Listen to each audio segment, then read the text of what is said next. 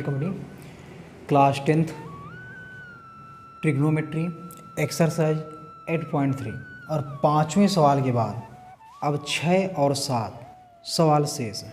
इसके बाद प्रश्नावली खत्म होती है और फिर पढ़ेंगे अगली प्रश्नावली 8.4 को।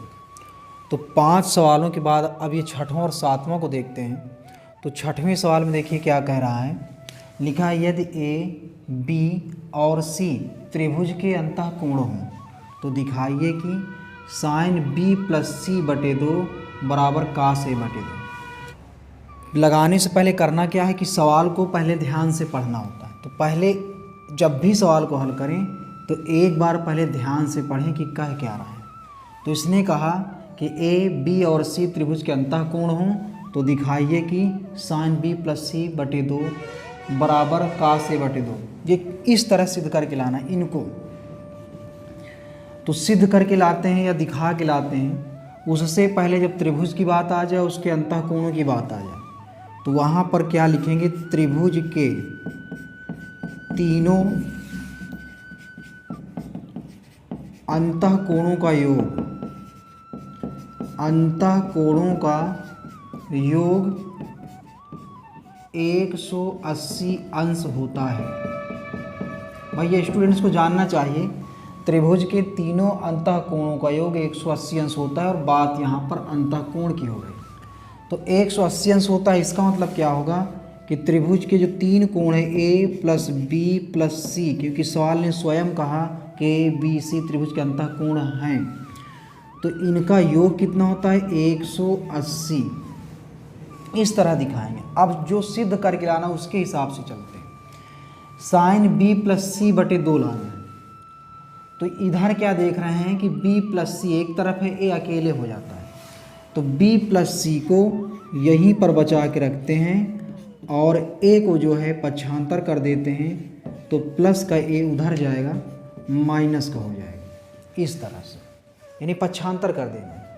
अब इसके बाद क्या करेंगे, देख रहे हैं कि सिद्ध करने वाले में या दिखाने वाले सवाल में कह रहा है कि बटे 2 लगा है, इसलिए 2 का भाग दे देते हैं। 2 का भाग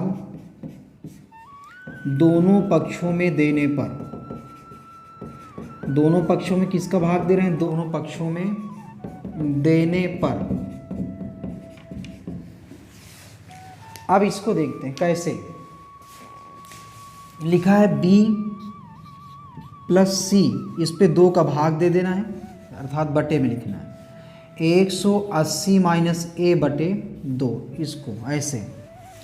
अब इसके बाद b प्लस सी लिखा है, बटे 2 है, ये वाला 2 180 के भी बटे में है, a के भी बटे में, तो 180 बटे 2 अलग अलग दिखा देते हैं, माइनस a बटे 2। फिर लिखा है b प्लस सी बटे 2, 180 और 2 का भाग देंगे 180 में, तो आ जाएगा 90 माइनस a बटे 2।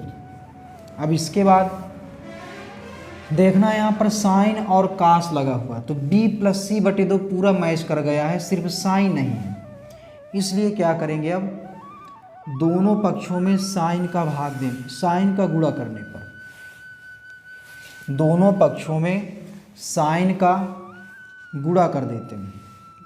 इसके आगे यहाँ देख लेते हैं, लिखा है साइन b प्लस सी बटे 2, ये b प्लस सी बटे जो 2 था, इस पे साइन दिखा दिया गया, उस पक्ष में भी साइन, दोनों तरफ साइन दिखा देंगे तभी सिद्ध होगा, ऐसे कुछ इस प्रकार। अब ये लिखा है साइन b प्लस सी बटे 2, देख सकते हैं जो दिखाना है लेफ्ट हैंड साइड पूरा आ गया है, राइट हैंड साइड बचा है, तो देखते हैं ये कैसे आएगा। फार्मूला एक बताया गया, साइन 90 माइनस थीटा बराबर कास थीटा के होता है, और यहाँ पर भी सेम लिखा है साइन 90 माइनस थीटा, थीटा के स्थान पर a बटे 2 दिए हुए हैं, 90 नाम बदल देगा तो ये हो जाएगा कास। इसमें देख लीजिए यहाँ पे थीटा लगा है, थीटा था तो थीटा लग गया, यहाँ पर a बटे 2 है तो a बटे 2 लग जाएगा। और देख सकते हैं यही हमको दिखाना था या सिद्ध करना था जो आ चुका है, तो कुछ इस तरह से सिद्ध करेंगे। समझ में आया होगा। सवाल नंबर 6 के बाद सवाल नंबर 7 को देखते हैं, इसको कैसे हल करना है। लिखा है साइन 67 अंश प्लस कास 75 अंश को 0 अंश और 45 अंश के बीच के कोणों के त्रिकोणमितीय अनुपातों के पदों में व्यक्त करना है। यानी यहाँ पर अनुपात क्या है, साइन आया है और कास आया है। इनके डिग्री की बात करें, अंश की बात करें तो 67 अंश है और एक में 75 अंश है, लेकिन इनको चेंज कुछ ऐसा कर देना है कि 0 अंश और 45 अंश के बीच में आ जाए। अगर देखा जाए बात देखो 90 की ही करेंगे, केवल 90 की। 90 में अगर 67 घटाते हैं तो क्या मिल जाएगा, 23। और यदि 90 में 75 घटाते हैं, 90 में ये 75 घटाते हैं तो क्या मिल जाएगा, 15। ऐसे कुछ इस तरह से। अब इसके बाद देखिए हल कैसे करना है, जो आंसर लाना है, आंसर को किस तरह से लाना है कि 0 से बड़ा हो 45 से छोटा, कुछ ऐसा माना है। तो देख रहे हैं कि 23 और 15 दोनों मान जो हैं 0 और 45 के बीच में आते हैं। अब इन्हीं में कुछ करना है, तो कैसे करते हैं, पहले एक लाइन में सवाल उतारेंगे, साइन 67 अंश प्लस कास 75 अंश, इस तरह से।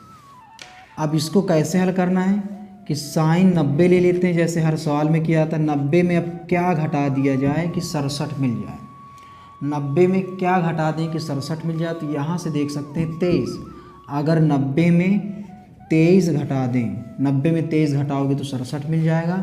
और प्लस ये लिखा है कास, इसको भी 90 से घटाना है कि 75 मिल जाए, तो 15। 90 में 15 अगर घटा दिया जाता है तो 75 मिल जाएगा। अब फार्मूला बन जाता है वही जो इस प्रश्न में लगातार चल रहे हैं कि साइन 90 माइनस थीटा बराबर होता है कास थीटा के, और कास 90 माइनस थीटा होता है साइन थीटा के, कुछ इस तरह से।